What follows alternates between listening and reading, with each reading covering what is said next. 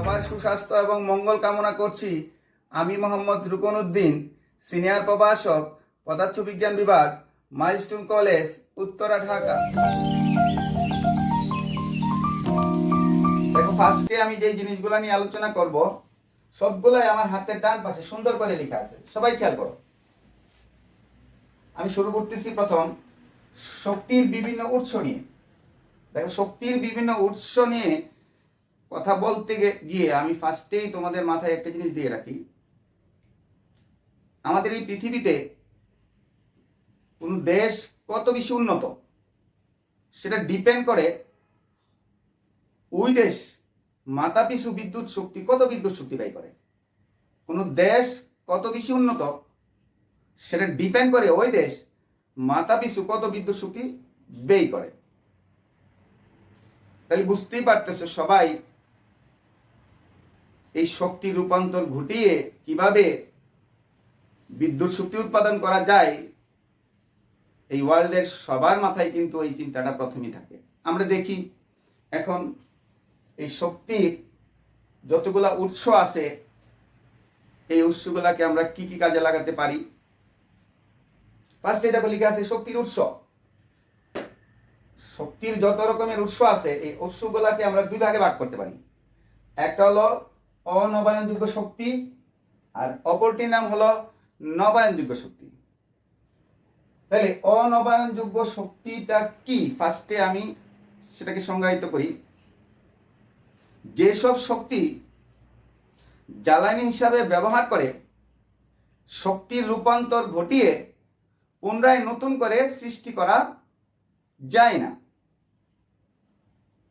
অর্থাৎ কোন শক্তিকে যদি আমি জ্বালানি হিসাবে ব্যবহার করে করলেই তো কি হবে, সে শক্তির রূপান্তর ঘটবে। ঘটার ফলে এই শক্তিকে পুনরায় নতুন করে আর আমি সৃষ্টি করতে পারবো না। এটাকে আমরা বলতেছি অনবায়নযোগ্য। এটাকে আমরা বলতেছি নবায়নযোগ্য শক্তি। তাহলে নবায়নযোগ্য শক্তিটা কি, ফার্স্টে আমরা সেই জিনিসটা আবারও জেনে নিই।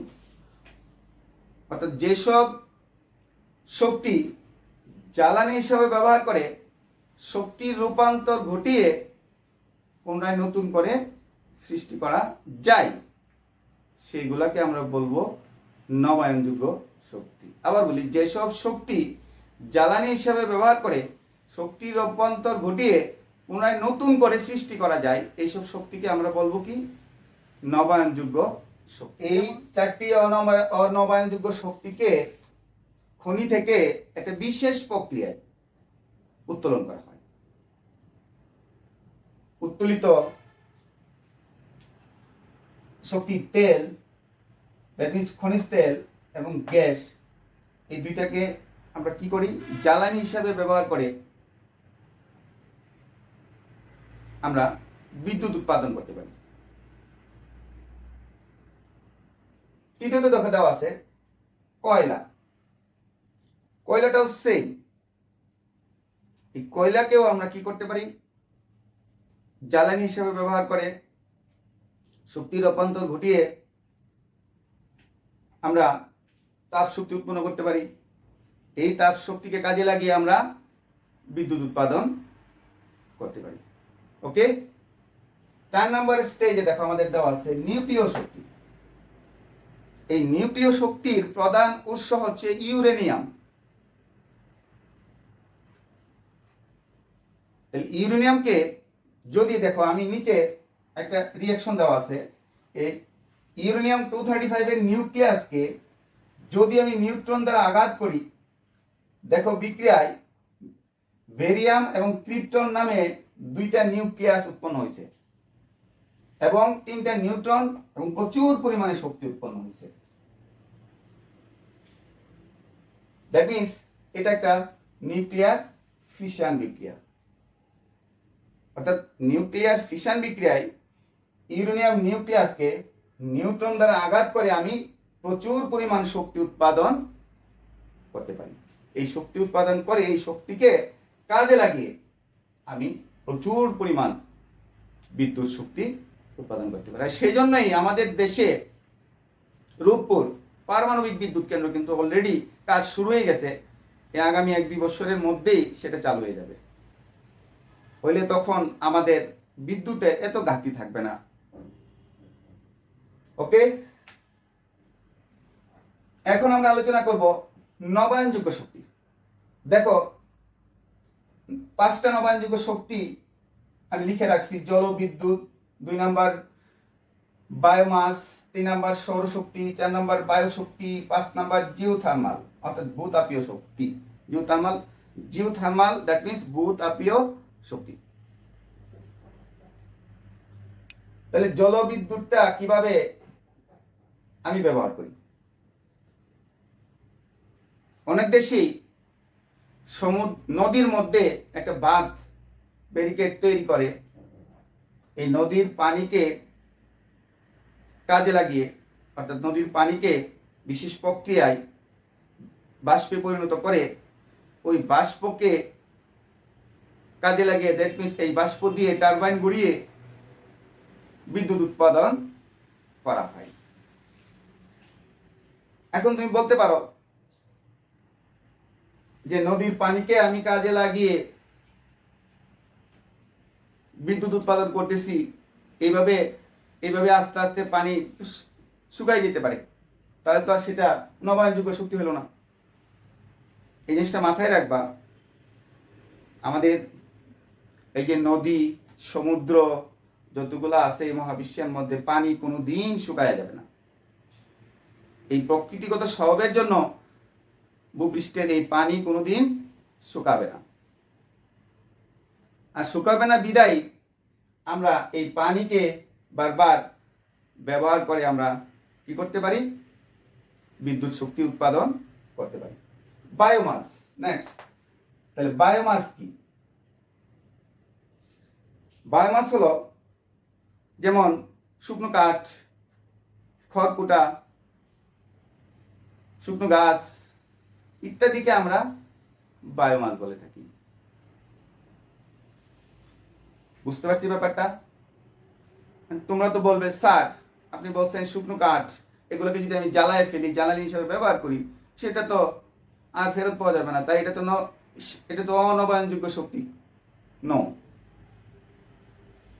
আমি কাঠ পুড়াইয়া, গাছ পুড়াইয়া, খড়কুটা পুড়াইয়া শেষ করে দিলাম, কিন্তু আবার তো নতুন করে গাছ রোপণ করতে পারি, বারবার আমি গাছ রোপণ করতে পারি।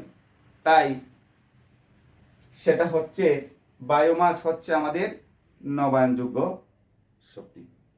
অর্থাৎ শুকনো কাঠ, খড়কুটা এগুলোকে যদি আমি জ্বালানি হিসাবে ব্যবহার করে শক্তির রূপান্তর ঘটিয়ে আমি এই রূপান্তরিত শক্তিকে কি করব? শক্তি দিয়ে আমি বিদ্যুৎ শক্তি উৎপাদন করতে পারবো।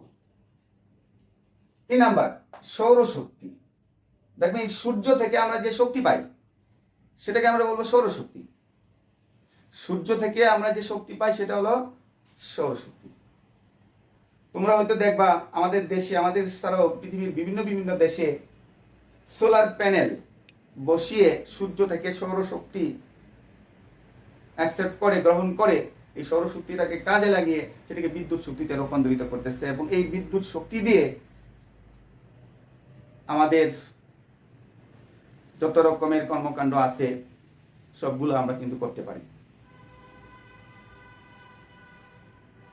দেখো 4 নম্বর এরপর আছে বায়ুশক্তি। তাহলে বায়ুশক্তিটা কি? এই মহাবিশ্বের কোনো দেশে সমুদ্রের উপকূলে, তোমরা খেয়াল করবা অনেক সময় টিভিতে দেখবা, জিওগ্রাফিতে দেখবা, ন্যাশনাল জিওগ্রাফিতে, সমুদ্রের উপকূলে ইলেকট্রিকের পিলারের উপরে, প্রত্যেকটা পিলারের উপরে ফ্যানের পাখা, 2-3টা পাখা, ফ্যান যুক্ত করা আছে। এই ফ্যানগুলা সমুদ্রের উপকূলে আমরা জানি সব সময় বায়ু প্রবাহিত হতে থাকে। এই বায়ু প্রবাহের ফলে এই ফ্যানগুলো অটোমেটিক ঘুরতে থাকে। ঘূর্ণনের ফলে বিদ্যুৎ শক্তি উৎপন্ন হয়। এই শক্তি আমরা বিভিন্ন কাজে লাগাতে পারি। ওকে, এরপরে 5 নম্বরে আমাদের আছে জিওথার্মাল অর্থাৎ ভূতাপীয় শক্তি। তাহলে ভূতাপীয় শক্তিটা কি আমরা খেয়াল করি। আমরা যদি ভূপৃষ্ঠের শত শত কিলোমিটার নিচে যাই, কোথায়? ভূপৃষ্ঠের শত শত কিলোমিটার নিচে, সেখানে প্রচন্ড তাপ শক্তি উৎপন্ন হয়। এই প্রচন্ড তাপ শক্তি ওই শত শত কিলোমিটার নিচে বড় বড় শিলাখণ্ডকে কি করে গলিয়ে দেয়। আর সেই জন্যই এই শিলাখণ্ডগুলোকে আমরা বলি গলিত শিলা, এই শিলাখণ্ডগুলোকে আমরা বলি ম্যাগমা। তাহলে ম্যাগমা কি? এক ধরনের গলিত শিলা। ভূতাত্ত্বিক পরিবর্তনের ফলে এই ম্যাগমা বা গলিত শিলাগুলা আস্তে আস্তে আস্তে আস্তে উপরে চলে আসে, উপরে ভূপৃষ্ঠের একটু নিচে, ভূপৃষ্ঠের একটু গভীরে। দ্যাট মিনস অনেক গভীর থেকে এই ম্যাগমাগুলা ভূতাত্ত্বিক পরিবর্তনের ফলে কোথায় চলে আসে? ভূপৃষ্ঠের একটু নিচে এসে জমা হয় এক জায়গায়। এই জমাকৃত স্থানটিকে আমরা বলি হটস্পট। বহু নির্বাচনী পরীক্ষায় আসে, তোমরা খেয়াল করো, নোট করে রাখো। ভূতাত্ত্বিক পরিবর্তনের ফলে গলিত শিলা বা ম্যাগমাগুলা যখন আস্তে আস্তে উপরে উঠে একদম ভূপৃষ্ঠের একটু গভীরে আসে, তখন এগুলো এক জায়গায় আসা জমা হয়। এই জমাকৃত স্থানটিকে আমরা বলবো হটস্পট। ভূপৃষ্ঠের গভীরের পানি যখন এই হটস্পটের সংস্পর্শে আসে, এই পানি কি হয়? বাষ্পে পরিণত হয় আবার ভূপৃষ্ঠের একটু নিচে জমা হয়। আমরা করি কি? এই বাষ্পকে যান্ত্রিক প্রক্রিয়ায় উত্তোলন করে আমরা আবার এই বাষ্প দিয়ে তাপ শক্তি উৎপন্ন করতে পারি। তাহলে ব্যাপারটা বুঝতে পারছি তো আমরা? এরপর আমরা আসি শক্তির রূপান্তর এবং পরিবেশের উপর এর প্রভাব। ফার্স্টে আমি দেখো বলে ফেলছি, যত রকমের শক্তি আছে শক্তিগুলোকে আমরা দুই ভাগে ভাগ করছি। একটা হলো অনবায়নযোগ্য শক্তি, তেল, গ্যাস, কয়লা, নিউক্লিয় শক্তি। অর্থাৎ এই চার ধরনের শক্তি জ্বালানি হিসাবে যখন আমি ব্যবহার করি, পরে শক্তি রূপান্তর করি, তখন দেখা যায় কি এটি ভূপ্রকৃতির উপর একটা প্রভাব ফেলে। অর্থাৎ শক্তি রূপান্তরের সময় এটা কিছু রাসায়নিক, এমন কিছু রাসায়নিক শক্তি নির্গত করে, রাসায়নিক দ্রব্য নির্গত করে, শক্তি নির্গত করে, যেটা আমাদের জন্য ক্ষতিকর। কিন্তু নবায়নযোগ্য শক্তির ক্ষেত্রে যে শক্তিগুলো আছে, কিছু কিছু ক্ষেত্রে ভূপ্রকৃতির সমস্যা ঘটে, কিন্তু ম্যাক্সিমাম ক্ষেত্রে এই ভূপ্রকৃতির জন্য সেটা অনেক সহায়ক। তাইলে শক্তির রূপান্তর যখন ঘটে অনবায়নযোগ্য শক্তির, সেক্ষেত্রে সেটা ভূপ্রকৃতির উপর একটা প্রভাব ফেলে, বিরূপ প্রভাব ফেলে, সেটা আমাদের জন্য অনেক ক্ষতিকারক। আর নবায়নযোগ্য শক্তির ক্ষেত্রে অল্প প্রভাব ফেলে, এত না। তাই পরিবেশের উপর নবায়নযোগ্য শক্তির অল্প প্রভাব থাকলেও সেটা এত প্রভাব ফেলতে পারে না। তাহলে শক্তি রূপান্তর এবং পরিবেশের উপর প্রভাব আমরা দেখতে পেলাম। এরপর আমরা আসি শক্তির সংরক্ষণ নীতি। শক্তির সংরক্ষণ নীতি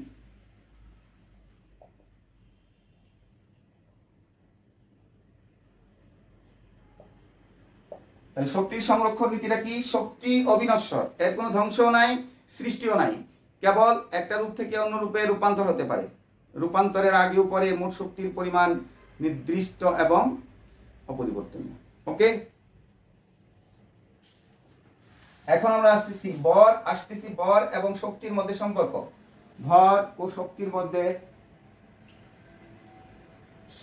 মধ্যে সম্পর্ক।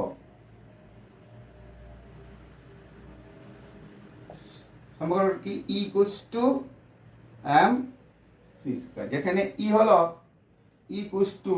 শক্তি, m বস্তু ভর, আর c আলোর বেগ। কত? আমরা জানি 3 × 10⁸ মিটার/সেকেন্ড। এই জিনিসটা লিখে রাখো, তোমরা কাজে লাগবে। আমি মুছে দিব।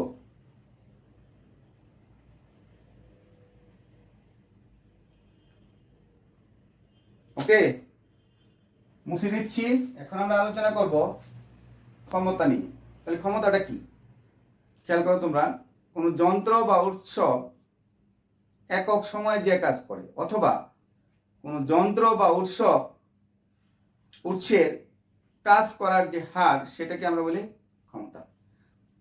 কোন যন্ত্র বা উৎসের কাজ করার হারকে বলা হয় ক্ষমতা। একে পি দ্বারা প্রকাশ করা হয়। দেখো আমি লিখে রাখছি, কোন যন্ত্র বা উৎসের কাজ করার হারকে বলে ক্ষমতা, একে পি দ্বারা প্রকাশ করা হয়। তাহলে দেখো, কোন যন্ত্র বা উৎস যদি কোন যন্ত্র বা উৎস যদি টি সময়ে ডাব্লিউ পরিমাণ কাজ করে,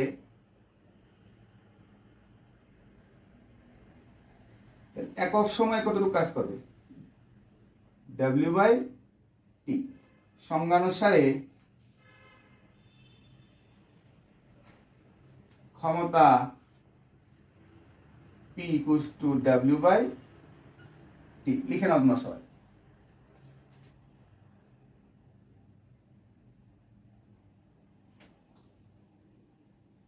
তাহলে এর একক কি হচ্ছে দেখো, একক হচ্ছে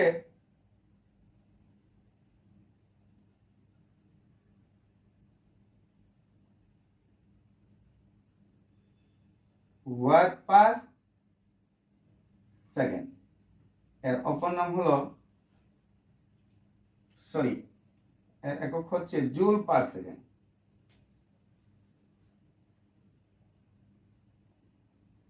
জুল পার সেকেন্ড। এই জুল পার সেকেন্ডের অপর নাম হচ্ছে ওয়াট। একে ডাব্লিউ দ্বারা প্রকাশ করা হয়। তাই ক্ষমতার একক আমি জুল পার সেকেন্ডও লিখতে পারবো, ওয়াটও লিখতে পারবো, আবার সংক্ষেপে ডাব্লিউ দিয়েও লিখতে পারবো, তাই না? লিখে ফেলে, আমি মুছে দিচ্ছি। ওকে,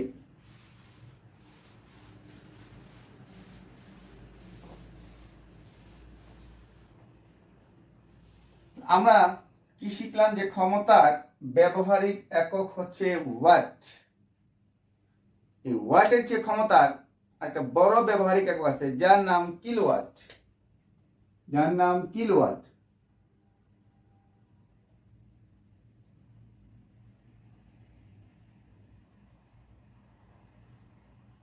That means 1 kilowatt equals to 1000 watt.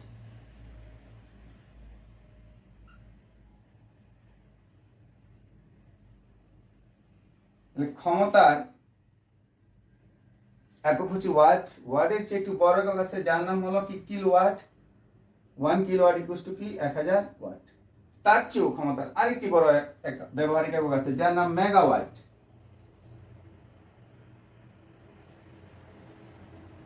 Megawatt সংক্ষেপে আমরা এমডব্লিউ দ্বারা প্রকাশ করতে পারি। তাহলে 1 মেগাওয়াট ইকুয়ালস টু কত watt? 10 to the power 6 watt. লিখে নাও, এটা এমসিকিউ তে কাজে লাগবে। 1 megawatt equals to 10 to the power 6 watt.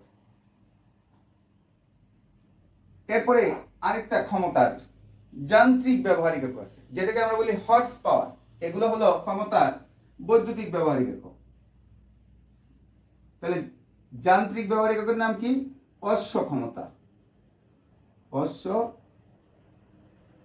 ক্ষমতা, এটাকে সংক্ষেপে এইচপি লেখা হয়। That means horse power. প্রতি সেকেন্ডে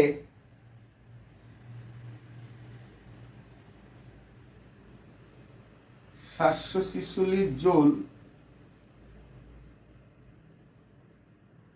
কাজ করার সামর্থ্যকে বলা হয় 1 হর্স পাওয়ার বা অশ্ব ক্ষমতা।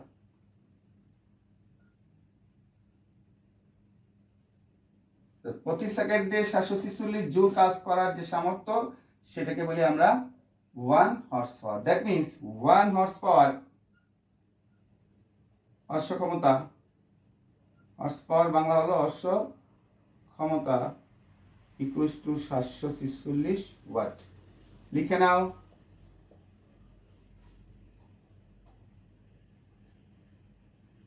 ওকে, এখন আমরা এই ক্ষমতার উপর একটা সৃজনশীল কোশ্চেন করব। এখন দেখো বোর্ডে লেখা আছে, এই ক্ষমতার উপর আমরা একটা সৃজনশীল কোশ্চেন করব। লেখা আছে দেখো 2 হর্স পাওয়ার ক্ষমতার একটা মোটর 1000 লিটার পানি 30 মিটার উচ্চতার ছাদে 1 মিনিটে উত্তোলন করতে পারে। প্রথম কোশ্চেনটা কি আমাদের মোটরটির দ্বারা কৃত কাজ কত? তাহলে কি কি দেওয়া আছে আমরা সবাই দেখি। উত্তর ক দেওয়া আছে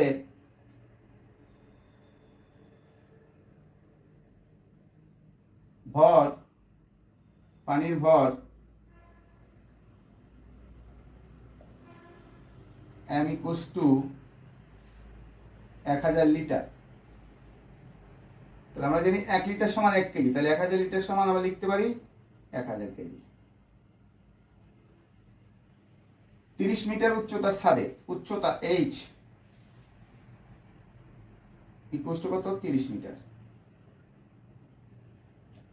সময় t ইকুয়াল টু কত? 1 মিনিটে, 1 minute, that means 60 second.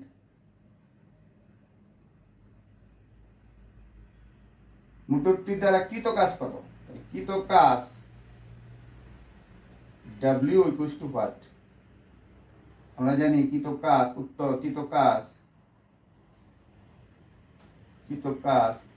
W equal to mg h। তাহলে mটা কি? ভর, ভর কত?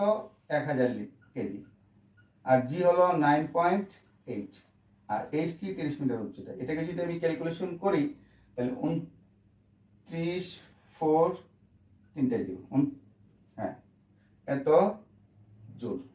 সবাই লিখে ফেলো, আমি মুছে দিব। সেকেন্ডলি কোশ্চেনটা দেওয়া আছে মোটরটির কার্যকর ক্ষমতা কত? মোটরটির কার্যকর ক্ষমতা কত? খ উত্তর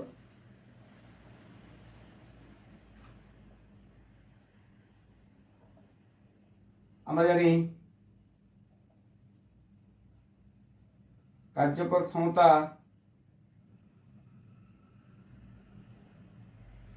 P equals to W by T equals to mgh by T। দেখো পূর্বে আমরা mgh এর মান বের করে ফেলছিলাম, সেটা আমি বসায় ফেলি। 29 কত ছিল আমাদের? 4 1 2 3 0 ডিভাইডেড বাই t, t সমান কত ছিল? 1 মিনিট, দ্যাট মিন্স 60 সেকেন্ড। যদি 60 দিয়ে এই রেজাল্টটাকে আমরা ভাগ করি তাহলে 4900 ওয়াট। তাহলে মোটরটির কার্যকর ক্ষমতা হলো আমাদের 4900 ওয়াট। ওকে, থ্যাংক ইউ সবাইকে। দোয়া করি আল্লাহ যাতে সবাইকে ভালো রাখে।